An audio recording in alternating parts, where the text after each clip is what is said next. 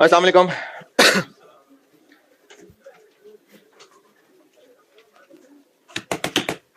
दुरूद शरीफ पढ़ लें।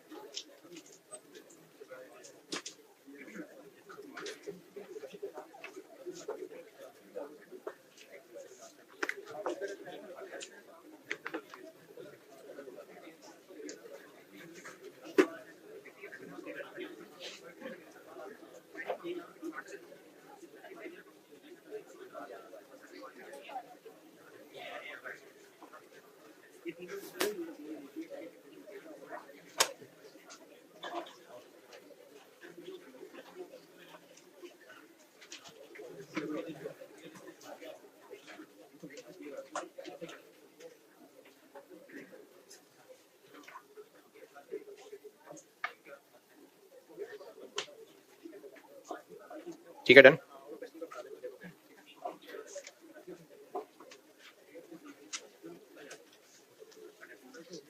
ये अगली वीक में फिर, यानी ये मंडे ट्यूसडे फिर वो पेस्टल का टेस्ट। जी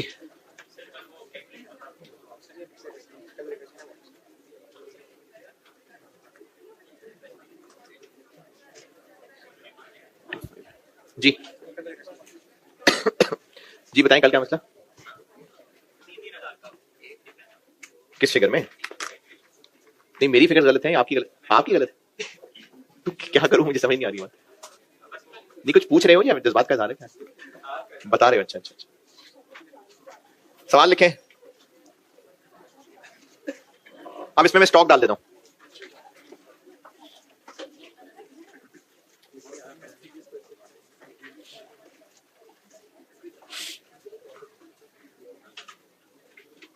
स्टॉक डाल रहा हूं और कस्टमर्स का एडवांस डाल रहा हूं।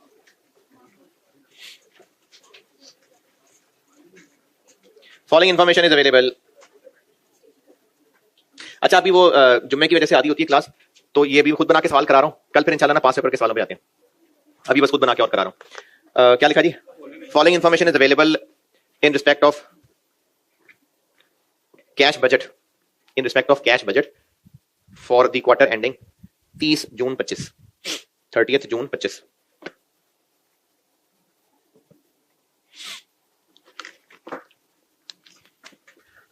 नंबर 1, सेल्स जून, अप्रैल ना, तो फेब 25, मार्च 25, अप्रैल 25, मई 25, जून 25 और जुलाई 25। ये एक्चुअल है और ये सब बजट है।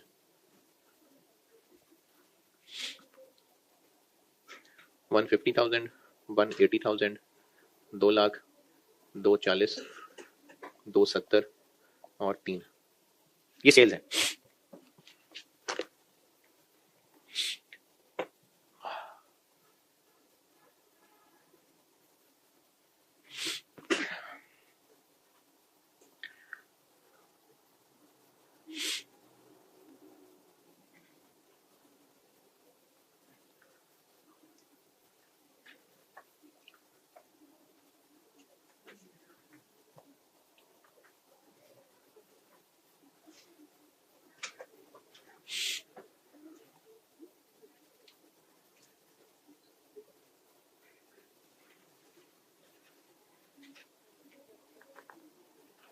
Noted.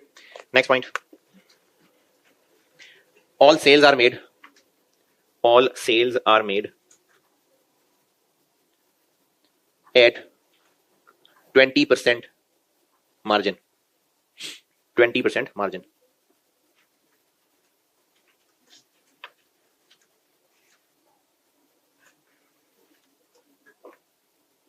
Next point.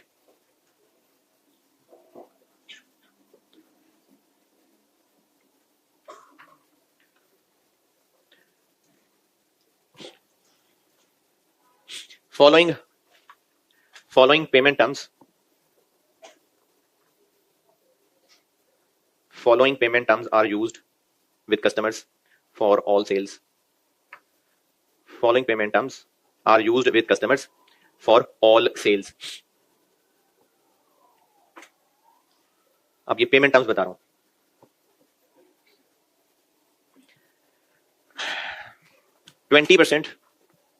20% advance 1 month before sale. 20% advance 1 month before sale. यानी अगर कस्टमर ने जनवरी में हमसे चीजें खरीदनी है तो उसको 20% दिसंबर में हमें देना पड़ेगा advance. 30% at the time of sale. 30% at the time of sale और 50% इन नेक्स्ट मंथ. ये कस्टमर्स के साथ तय होता है. Next point. It is company's policy to maintain. It is company's policy to maintain closing stock equal to 25% of next month's 25% of next month's sale.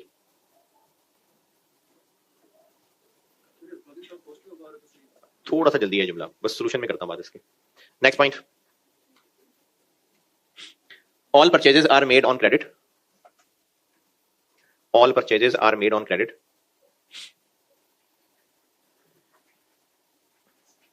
And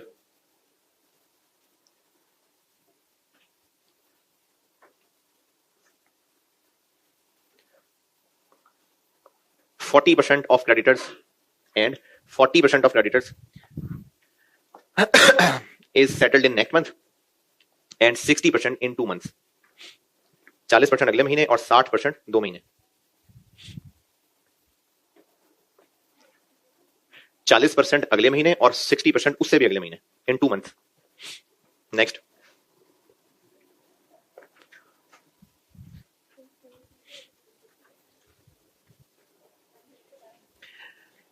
A collection agent is hired. A collection agent is hired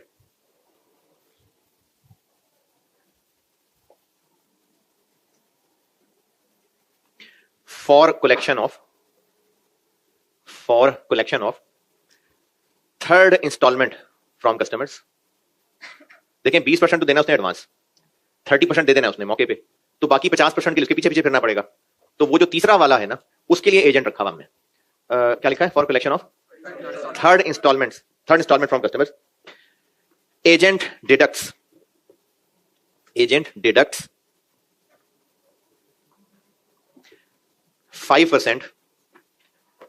5% in respect of his collection fees. यानी हमें 5% काट के वो पैसे देता है. Required है सिर्फ 2 लाइनें. इनफ्लोज में रिसीट्स फ्रॉम कस्टमर्स और आउटफ्लोज में पेमेंट टू सप्लायर. बस ये 2 चीजें बना के दिखाता हूं. अरे क्या कह रहा हूं मैं, ये 2 लाइनें रिक्वायर्ड हैं for month wise cash budget. Customer की रिसीट्स और पेमेंट टू सप्लायर, ये 2 लाइनें रिक्वायर्ड हैं for month wise cash budget for the quarter ending. Month wise cash budget for the quarter ending 30 जून 2025.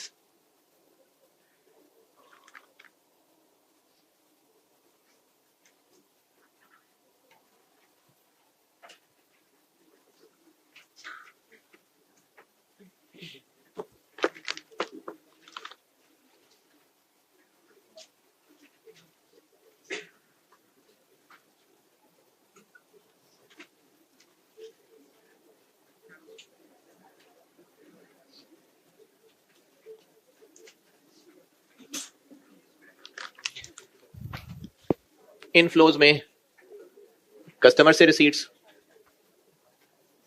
और आउटफ्लोज में सप्लायर्स के पैसे। ये दो लाइनें बस, अप्रैल, मई और जून, ये 3 महीनों में ये दो लाइनें रिक्वायर्ड है। कस्टमर्स की रिसीट्स,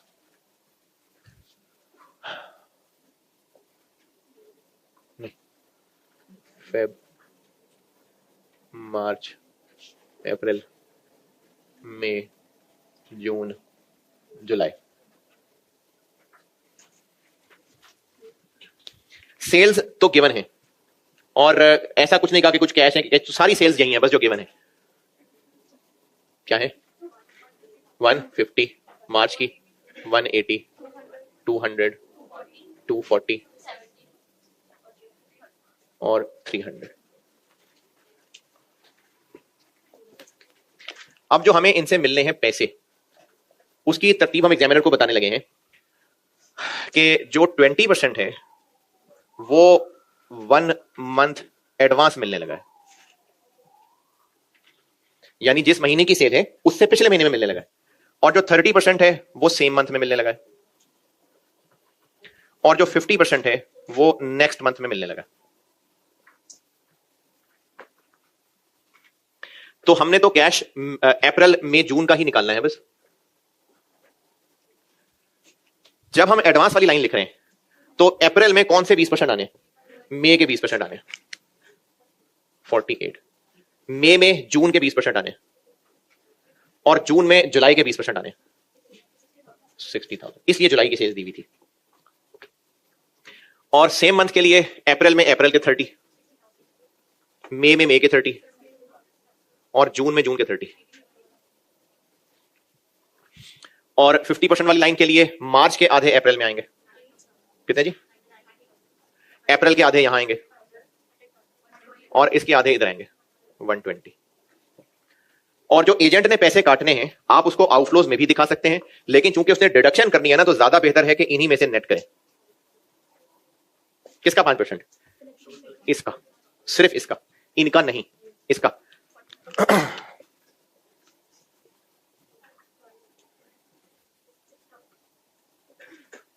ये आ जाएंगी रिसीट्स 193,500, 221, 000, 250, 5,000। तो ये कैश बजट में ना आपको सवाल पढ़ के उनकी कैलकुलेशन को ही करना है बस। इसमें कोई ऐसा नया नॉलेज नहीं कि पहले कोई फार्मूला बताऊं और उससे ही होगा। इसमें हमने करनी ही प्रैक्टिस है।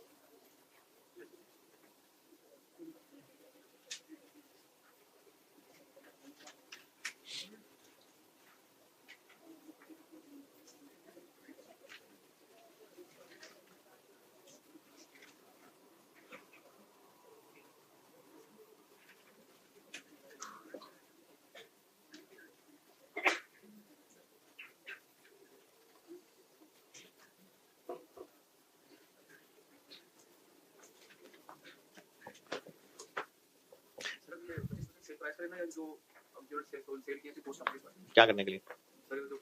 अभी चलते हैं, अभी अभी अभी करते हैं अभी। जी तो आप बताएं कि कॉस्ट ऑफ सेल्स किसके ऊपर परसेंटेज लगेगी? रिसीट्स के ऊपर। कॉस्ट ऑफ रिसीट्स के cost of sales cost of sales तो सेल्स पे लगेंगे। हाँ जी, कस्टमर्स की रिसीट्स डन।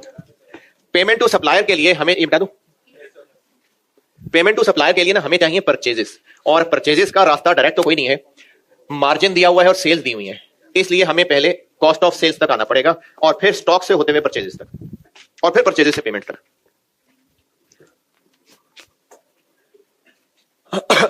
सप्लायर्स की पेमेंट निकालते हैं। फेब, मार्च, अप्रैल, मई, जून। अगर शुरू में ये फैसला करेंगे ना कि कौन सा महीना लिखें कौन सा ना लिखें तो फिर मुश्किल होगी, बट जितने महीने का डाटा है सारी लिख लें, फिर देख लें कि कौन सा काम का है कौन सा नहीं है। जैसे अभी पिछले सवाल में फरवरी नहीं था काम का, ये पिछली वर्किंग में, तो कोई बात नहीं। Cost of sales, cost of sales है सेल्स का 80%, सेल्स का, रिसीट्स का नहीं, सेल्स का 20% मार्जिन है, तो फिर कॉस्ट 80 है। 120, 144, 160, 190, 240।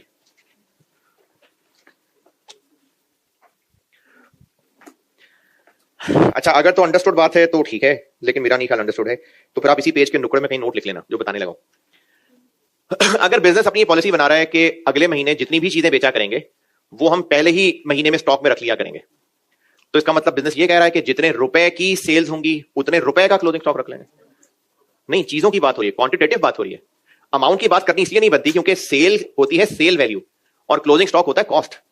तो नोट ये लिख लीजिएगा कि अगर क्वेश्चन में क्लोजिंग स्टॉक को सेल्स के साथ लिंक किया हुआ है, क्लोजिंग स्टॉक को कोई परसेंटेज है, तो वो सेल्स की क्वांटिटी की बात हो रही है, और अगर रुपए की बात करें तो वो कॉस्ट ऑफ सेल से लिंक्ड है। दोबारा, अगर closing stock percentage of sales कह के गिवन है सवाल में, तो वो सेल्स की वैल्यू की परसेंटेज नहीं है, उसकी क्वांटिटी की परसेंटेज।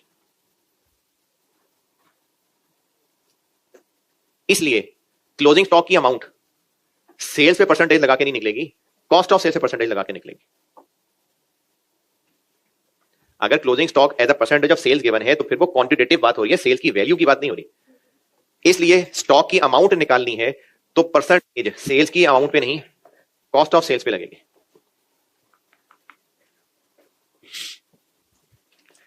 परचेजेस तक पहुंचना है तो कॉस्ट ऑफ सेल्स से क्लोजिंग स्टॉक ऐड और ओपनिंग स्टॉक माइनस।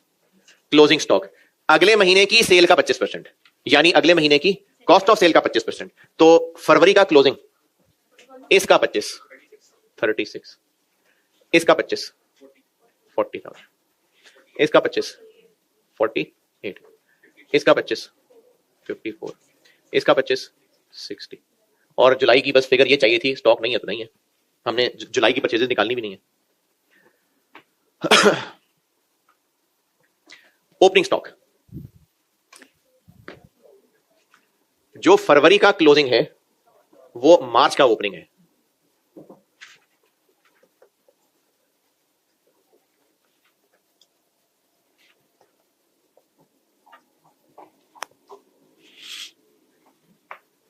इसको जुलाई में लिखना भी है तो लिख लें, फायदा क्या, हम जुलाई में तो नहीं सॉल्व कर सकते। तो फरवरी का ओपनिंग का क्या करें? हाँ जी, फरवरी का ओपनिंग, फरवरी नहीं चाहिए, फरवरी की परचेजेस अप्रैल में भी पे होनी है।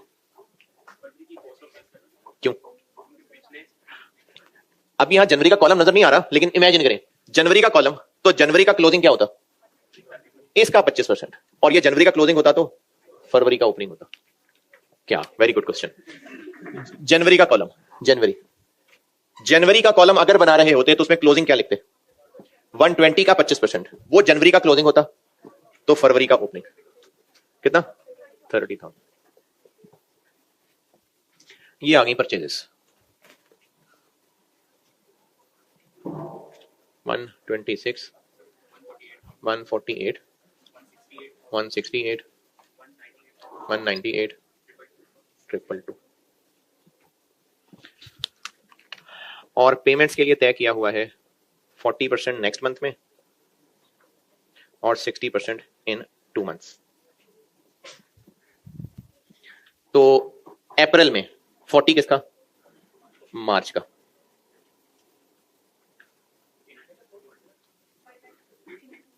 नेक्स्ट का है ना।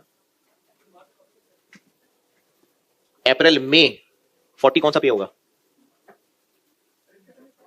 हाँ तो यही कर रहे हैं। मार्च का 40, 59200। अप्रैल का 40 यहां 67, इसका 40 यहां 79200, इसका 60 यहां 75, इसका 60 यहां और इसका यहां।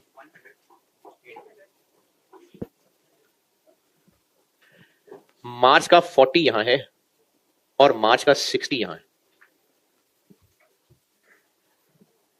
अप्रैल का 40 यहां है, अप्रैल का 60 यहां है। 134।